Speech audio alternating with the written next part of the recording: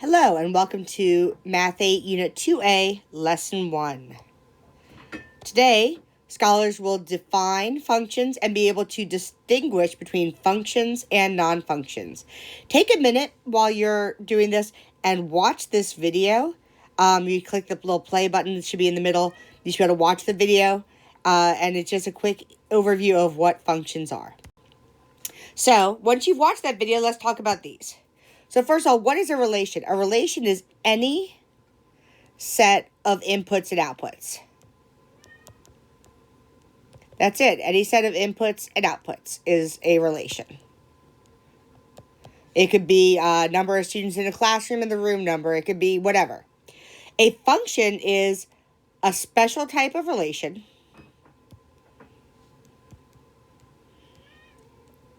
So there's a special type of relation where each input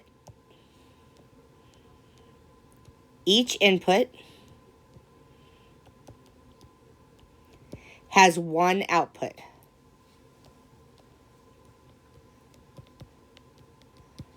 Okay, one output only. So when we talk about functions, we talk about their domain. Their domain is the set of all input values.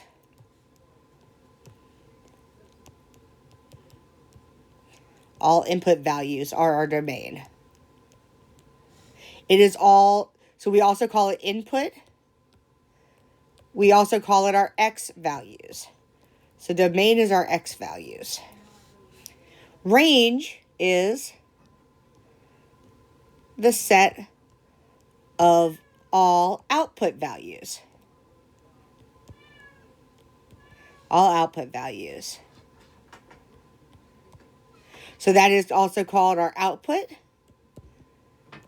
and it is our y values. Okay, so here you see a function machine. It is one way that we talk about functions, a function machine. You saw that in the video. We have an input, and then we have some sort of rule here, and then we have our output. So you'll see here, we also have it as a table with our x's and our y's. So let's try to figure out what our rule is. So I can look at what my rate of change is. So to go from 4 to -1, I subtract 5. To go from 11 to 1, I subtract 10.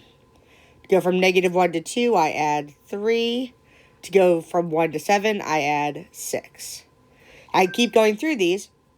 So your change in y, -10, divided by your change in x, -5, gives you your rate of change. So here my rate of change is 2. Okay? So I know that I'm going to be multiplying it by 2, but then I have to do something else. So it's y equals 2 times x, but I don't just multiply by 2. Then I'm going to add, like, 4 times 2 is 8, but I need it to be 11. 2 times 2 is 4, I need it to be 7, so I need to add 3. So that's my rule. Y equals, so the rule is multiply by 2, then add 3. That's how we would write it in words. So let's come up with another one. So if my input was 1, 1 times 2 is 2, plus 3 is 5. If my input was 7, 7 times 2 is 14, plus 3 is 17. If my input was 5, 5 times 2 is 10, plus 3 is 13. So make sure you finish that out. So how can we tell, is it a function when we're looking at a table? So if we're looking at a table, the way we tell if it's a function is, notice each of our x values have an output. Remember, these are inputs and outputs. So this is our input. This is our output.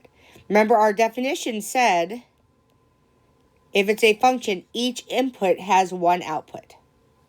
So here I see the input of -1 is repeated. And the output on those are 4 and 7. So this is not a function because I have 2 inputs Sorry, I have one input, -1, with two different outputs. One input has two outputs. So that's definitely not a function. So let's come over here and look at example 2. Here I see all my x's are unique. So that's fine. Each one, I don't see any repeats. But I have repeats in my y's. Here's the whole thing. That's allowed. So this one is a function. Y values are allowed to repeat. Y values can repeat. X values cannot. Y values can repeat. Okay? So let's talk about here. Looking at a graph, how can I tell if it's a function? Well, remember that X values are shown here. Y values are shown here. So, if I'm going through this, I can look and see, how can I tell if somebody has the same X value? If they have the same X value, they're going to be above and below each other. So here, I don't have any points above and below each other, but I do notice I have these points right here.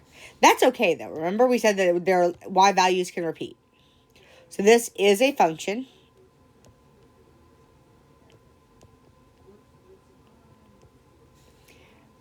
The next one we look at, I notice I have these 2 points directly above each other. That means that this one is not a function. Because I have those 2 directly above each other. If I look at the next one, I see again I have these 2 points directly above each other. So this is not a function. Now that's when we have points. What if we have a continuous line? So if we look at this, you can see these points are directly above each other. So this is not a function.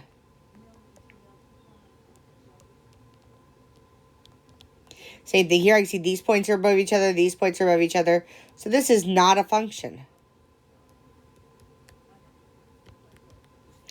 But this one, all of these points have unique... Oops, didn't mean to do that. All of these have unique X values, so it keeps moving as it changes direction. So this one is a function. I have no points directly above and below. No points directly above or below each other. Because that means that they have the same X value.